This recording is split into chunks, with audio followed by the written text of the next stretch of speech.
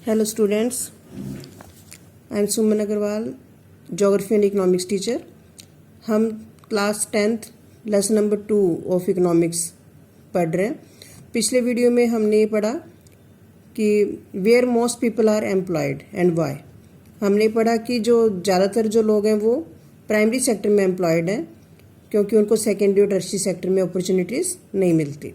ठीक है, जिसके कारण से हमारे कंट्री में जो एग्रीकल्चरल सेक्टर है उसमें अंडर एम्प्लॉयमेंट मिलता है। अब आज का हमारा टॉपिक क्या है? How to create more employment. अब जब हमारे कंट्री में अंडर एम्प्लॉयमेंट की प्रॉब्लम है या बहुत सारे लोग ऐसे भी हैं जो अनएम्प्लॉयड हैं, तो हम जो है अपने कंट्री में जो रूरल एरियाज़ में खास करके कैसे हम ज़्यादा एम्प्लॉयमेंट क्रिएट कर सकते हैं। ठीक है, ये हमने पढ़ना है आज। तो अब तक की डिस्कशन से हमने देखा कि जो हमारे कंट्री में एग्रीकल्चर सेक्टर में क्या है? Under employment. तो बहुत सारे ऐसे लोग हैं जो कि जिनके पास बिल्कुल भी एम्प्लॉयमेंट नहीं है और बहुत सारे ऐसे लोग हैं जो कि अंडर एम्प्लॉयड हैं, पोटेंशियल से कम काम कर रहे हैं। तो किस तरह से हम जो है एम्प्लॉयमेंट इंक्रीज कर सकते हैं, ये हमने पढ़ना है। जैसे हमने लक्ष्मी का एग्जाम्पल पढ़ा। लक्ष्मी के पास 2 हेक्टेयर का एक प्लॉट है अनइरिगेटेड। तो गवर्नमेंट जो है वो क्या कर सकती है? मान लो गवर्नमेंट जो है कुछ पैसा उसको लोन दे देती है कुआं खोदने के लिए, वेल कंस्ट्रक्ट करने के लिए, क्योंकि उसके पास अनइरिगेटेड लैंड है। तो जब उसके पास इरिगेशन फैसिलिटी आ जाएंगी, वो एक कुआं जो है वो खोद लेगी। तो इससे क्या होगा कि उसके जो फील्ड में इरिगेशन फैसिलिटीज अवेल हो जाएंगी, या फिर जो वो उसको लोन मिल जाता है इरिगेशन फैसिलिटीज़ जो है वो कुआं बनाने के लिए। तो इससे क्या होगा कि अब वो जो है अपने जो खेत में रेन पे डिपेंडेंट ना रह के वो जो इरिगेशन फैसिलिटी अवेल करके साल में जो है वो 2-2 क्रॉप्स ले सकती है। तो वो वीट भी ग्रो कर सकती है, रबी की क्रॉप भी ग्रो कर सकती है अपनी फील्ड में। और इससे क्या होगा कि उसके जो फील्ड में जो है वो एम्प्लॉयमेंट अपॉर्चुनिटी बढ़ जाएंगी। जब वीट की प्रोडक्शन भी शुरू होगी, तो हम ये मान लेते हैं कि जो अगर वीट की प्रोडक्शन लक्ष्मी शुरू करती है तो 50 दिनों का जो एम्प्लॉयमेंट है वो जैसे कि सोइंग के लिए, वाटरिंग के लिए, फर्टिलाइज़र प्रोवाइड करने के लिए, ठीक है, या फिर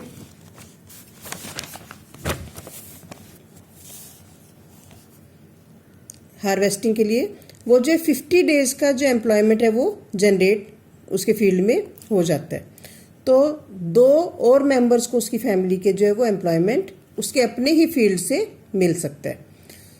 तो सपोज करो कि जो गवर्नमेंट है वो एक डैम कंस्ट्रक्ट कर देती है। इससे क्या होगा कि जो गांव में जो है और जो छोटे छोटे फार्मर्स हैं उनको भी इरिगेशन फैसिलिटीज़ मिल जाएंगी। इससे जो है और ज़्यादा एम्प्लॉयमेंट जनरेट हो जाएगा, ठीक है, एग्रीकल्चर सेक्टर में।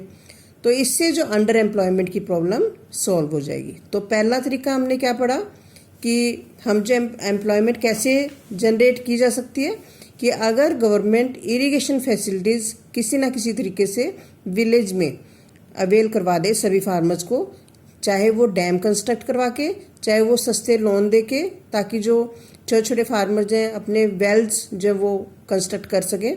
तो अगर उनके पास इरिगेशन फैसिलिटीज़ होंगी तो वो रेन पे डिपेंडेंट ना रह के इरिगेशन की हेल्प से अपने फील्ड में साल में 2-2 क्रॉप्स ले सकते हैं, जिससे उनके जो फैमिली के जो मेंबर अंडर एम्प्लॉयड हैं उनको एम्प्लॉयमेंट मिल सकती है, ठीक है, और उनकी इनकम बढ़ सकती है। तो पहला तरीका हमने ये पढ़ा।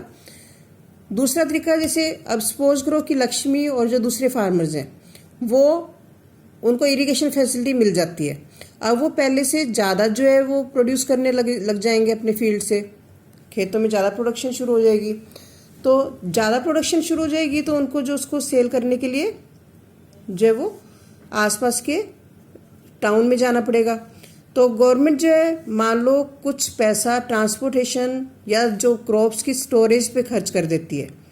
तो इससे क्या होगा कि रूरल एरिया में बेटर रोड्स बनने के कारण जो मिनी ट्रक्स हैं वो हर फील्ड एरिया में पहुंच जाएंगे और लक्ष्मी जैसे जो छोटे छोटे फार्मर्स हैं जिनकी प्रोडक्शन पहले से अब बढ़ गई है, तो अब वो जो है पानी अवेल होने के कारण उनकी प्रोडक्शन बढ़ गई है, तो वो जो है अपनी क्रॉप्स को अब आसपास की मंडियों में सप्लाई करना चाहेंगे और उस जिसके लिए ट्रांसपोर्टेशन की फैसिलिटी उनको चाहिए होगी। तो अगर गवर्नमेंट ट्रांसपोर्टेशन की फैसिलिटीज़ प्रोवाइड करती है, इससे जो है जो ट्रांसपोर्टेशन के फील्ड में भी जो एम्प्लॉयमेंट है वो जनरेट हो जाएगा और जो रूरल एरिया में जो फार्मर्स हैं, छोटे छोटे फार्मर्स, उनका भी काम जो है वो बढ़ जाएगा। तो दूसरा तरीका क्या है कि ट्रांसपोर्टेशन फैसिलिटीज़ को बढ़ाया जाए। फिर तीसरा तरीका, लक्ष्मी जो है अब उसको केवल पानी की ही ज़रूरत नहीं है इरिगेशन के लिए, उसको जो है सीड्स भी खरीदने हैं, fertilisers, agriculture equipments, pump set, ये भी खरीदने हैं। तो क्योंकि लक्ष्मी जो है पुअर फार्मर है, वो ये सब चीज़ें अफोर्ड नहीं करती खरीदना, तो अगर उसको जो ये सब चीज़ें खरीदने के लिए मनी लैंडर्स से लोन लेना पड़ता है, जिसके बदले में उसको बहुत ही हाई रेट ऑफ इंटरेस्ट देना पड़ता है। तो मान लो जो है जो गवर्नमेंट या जो लोकल बैंक है उसको रीजनेबल रेट ऑफ इंटरेस्ट पे लोन या क्रेडिट दे देते हैं, तो इससे क्या होगा कि वो ये सब चीज़ें सस्ती खरीद सकती है और इससे जो उसकी पानी की समस्या भी सॉल्व हो जाएगी और जो चीप एग्रीकल्चर क्रेडिट मिलने के कारण जो उसकी फार्मिंग जो है वो इम्प्रूव हो जाएगी, ठीक है, और उसकी जो प्रोडक्शन है वो बढ़ जाएगी। तो तीसरा तरीका क्या है कि government should provide cheap agricultural loans to small farmers. इसके बाद और तरीका क्या है कि जो गवर्नमेंट है वो छोटी छोटी इंडस्ट्रीज सेमी रूरल एरियाज में लगा सकती है।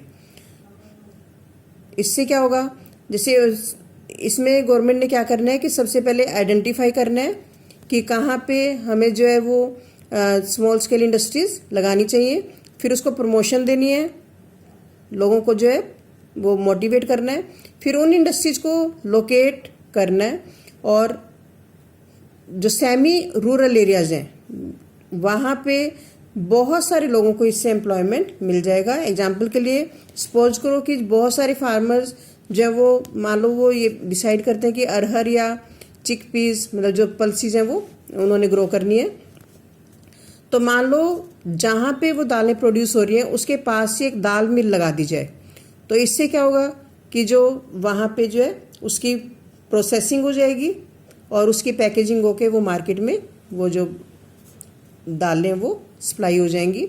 इससे भी जो स्मॉल स्केल इंडस्ट्रीज इस्टेब्लिश होने से एम्प्लॉयमेंट रूरल एरिया में जनरेट हो जाएगा। या फिर कोल्ड स्टोर अगर गवर्नमेंट ओपन कर देती है, तो इससे क्या होगा, जो फार्मर जो हैं अपनी प्रोडक्शन को जो है वो उन कोल्ड स्टोर्स में स्टोर करके रख सकते हैं और मजबूरी में उनको जो है तुरंत ही अपनी क्रॉप को मंडियों में नहीं बेचना पड़ेगा और वो जब उनको मार्केट में उसके रेट अच्छे मिलेंगे, अच्छे प्राइसेस मिलेंगे, तब वो उनको सेल कर सकते हैं और उनका प्रॉफिट जो है वो पहले से बढ़ जाएगा। इसी तरह से फॉरेस्ट के पास जो हनी कलेक्शन सेंटर खोले जा सकते हैं, जिससे जो फार्मर्स हैं वहाँ पे हनी जो है वो सेल कर सकते हैं अपना। तो जहाँ पे फॉरेस्ट एरिया में जो फार्मर्स हैं जो इस तरह का जो काम करते हैं फॉरेस्ट से रिलेटेड, तो उनको इससे फ़ायदा हो सकता है। तो इसी तरह से जो है वेजिटेबल प्रोसेसिंग का या एग्रीकल्चर के जो प्रोडक्ट्स हैं उनकी प्रोसेसिंग का काम जो है वो स्मॉल स्केल इंडस्ट्रीज इस्टेब्लिश करके किया जा सकता है सेमी अर्बन एरियाज़ में। और जैसे potato, sweet potato, rice, wheat, tomato, fruits, इस तरह की जो चीज़ें फिर उनको बाहर बेचने की ज़रूरत नहीं पड़ेगी और वहीं पे उसकी प्रोसेसिंग होके जो उसकी पैकेजिंग होके वहाँ से सप्लाई की जा सकती है। इससे भी वहाँ पे जो इंडस्ट्रीज इस्टेब्लिश होंगी वहाँ पे एम्प्लॉयमेंट जनरेट हो जाएगा और रूरल एरिया के जो लोग हैं उनकी जो इकोनॉमिक कंडीशन है वो पहले से अच्छी हो जाएगी। इसके बाद देखो फिर और क्या तरीका है एम्प्लॉयमेंट जनरेट करने का। हमारे कंट्री में बहुत सारे बच्चे ऐसे हैं अभी भी 200 मिलियन चिल्ड्रन ऐसे हैं जो कि स्कूल गोइंग है। इसमें से केवल 1/3 बच्चे स्कूल अटेंड कर पाते हैं, बाकी के बच्चे जो स्कूल नहीं जा रहे, तो अगर जो है उनके लिए स्कूल्स खोल दिए जाएं मतलब वो स्कूल जाने की बजाय वो चाइल्ड लेबर का काम करते हैं। तो अगर उनके लिए स्कूल खोल दिए जाए तो बिल्डिंग्स बनानी पड़ेंगी, टीचर्स अपॉइंट करने पड़ेंगे, स्टाफ रखना पड़ेगा, तो इससे भी एम्प्लॉयमेंट जनरेट हो जाएगा। यानी कि अगर गवर्नमेंट सभी बच्चों के लिए स्कूल कंस्ट्रक्ट कर देती है तो इससे भी जो है वो कंस्ट्रक्शन वर्क में एम्प्लॉयमेंट जनरेट होगा, टीचर्स की अपॉइंटमेंट होगी उसमें एम्प्लॉयमेंट जनरेट होगा, या दूसरे स्टाफ की अपॉइंटमेंट होगी उसमें एम्प्लॉयमेंट जनरेट हो जाएगा। तो प्लानिंग कमीशन का ये एस्टीमेट है कि 20 लाख जॉब जो है हम एजुकेशन सेंटर में ही अकेले जनरेट कर सकते हैं। तो इसी तरह से हम हेल्थ फैसिलिटीज़ को इम्प्रूव करके तब भी एम्प्लॉयमेंट जनरेट कर सकते हैं। अगर हम हेल्थ फैसिलिटीज़ को इम्प्रूव करते हैं तो हमें ज़्यादा डॉक्टर्स, ज़्यादा नर्सेज, ज़्यादा हेल्थ वर्कर्स की ज़रूरत होगी।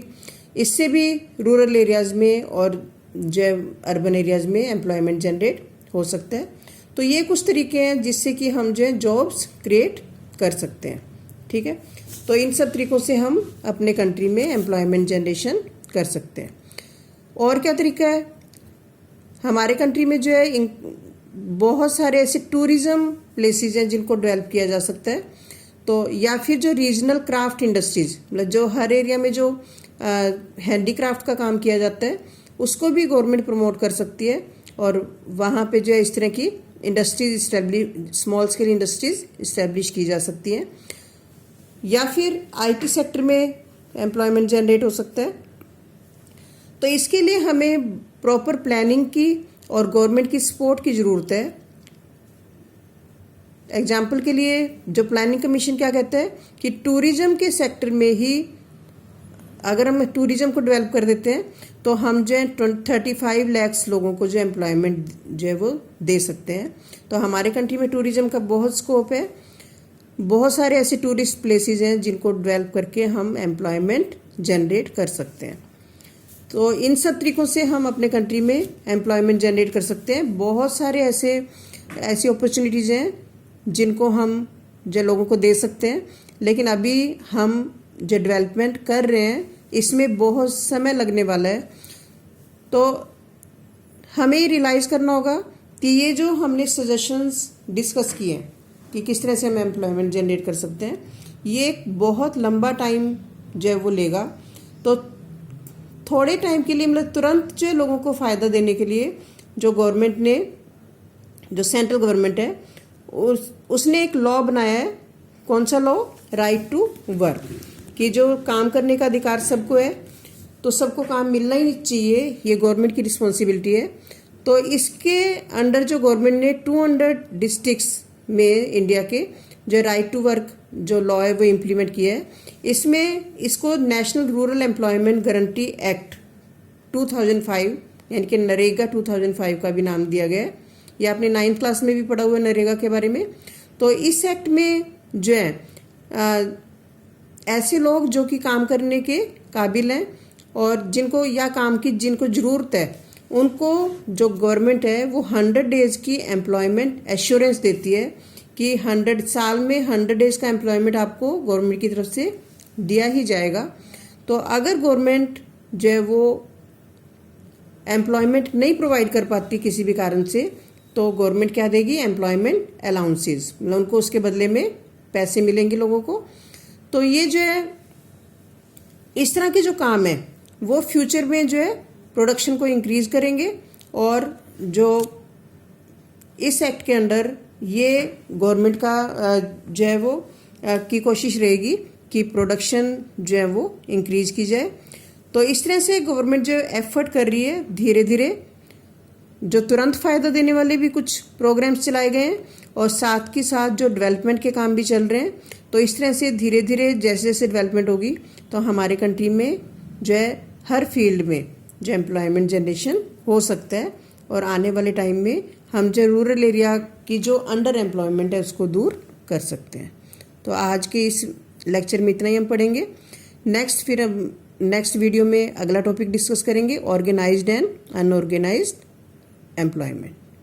Thank you.